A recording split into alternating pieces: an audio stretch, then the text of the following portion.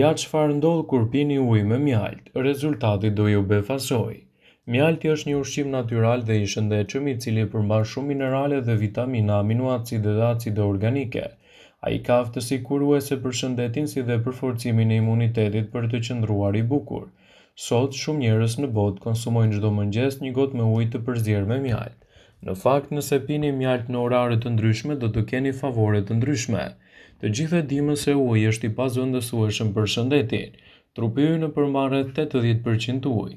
Uji përgjigjet për të gjitha funksionet e trupit dhe transporton elementet ushqyes dhe oksigjenin, duke munduar edhe në përmirësimin e organizmit. Për këtë arsye, nëse konsumoni një gotë me ujë të ngrohtë të tretur në mjaltë brenda saj, do të keni edhe këto përfitime.